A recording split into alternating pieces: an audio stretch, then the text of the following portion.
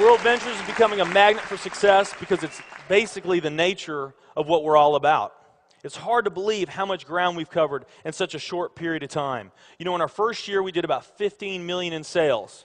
Our second year, we closed out at right at $50 million. That's over a 320% increase in our second year.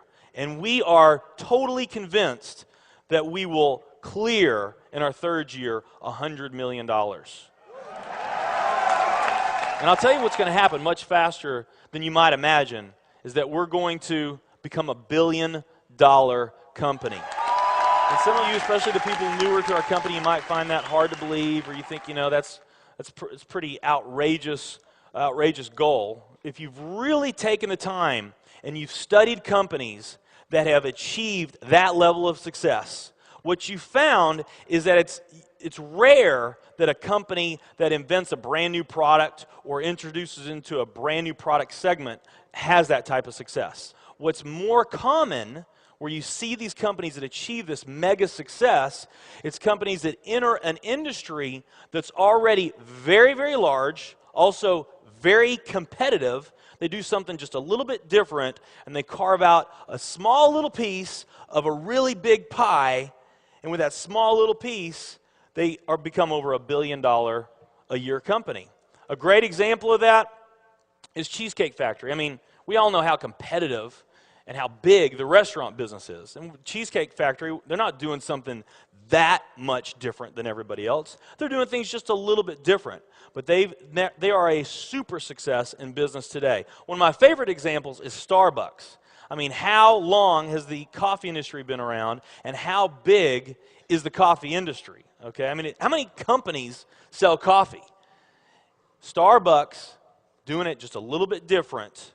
They carved out their piece, and now they're a multi-billion-dollar company. And I got a little demonstration that I want to show you that I think is kind of fun. The coffee industry is $100 billion. So $100 billion every year is spent around the world on coffee. Each one of these gumballs represents $1 billion in annual sales. There's 100 gumballs in here. This is the coffee industry. So Starbucks, if they want to, let's say they're brand new and they're starting out, and they've got this goal to become a $1 billion company, they need to carve out 1% of that pie.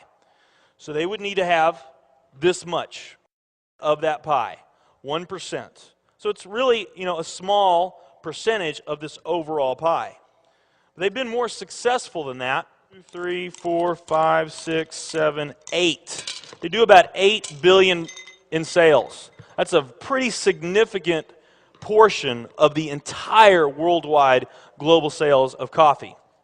The nutrition industry is $226 billion every year is spent on nutrition. So again, each one of these gumballs represents $1 billion in sales. So here's the coffee industry, here's the nutrition industry. And by the way, you may not know this or not, but over half of all the network marketing companies on the planet today, they're nutrition companies. Now let's talk about the travel industry. We need a bigger base here. All right, here's the travel industry.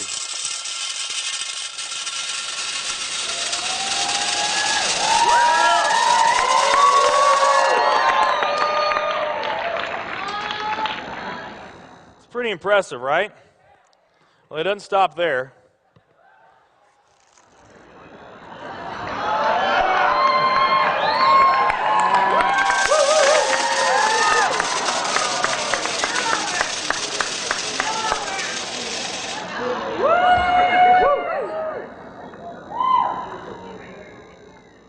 That's pretty big, right?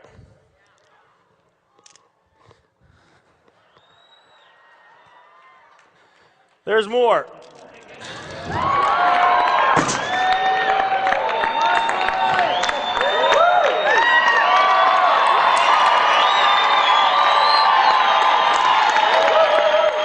But wait, there's more.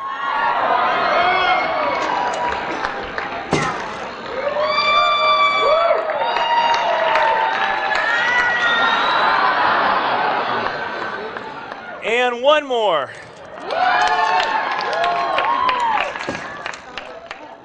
All right. So here's coffee. Here's nutrition, the entire nutrition industry. Here's travel.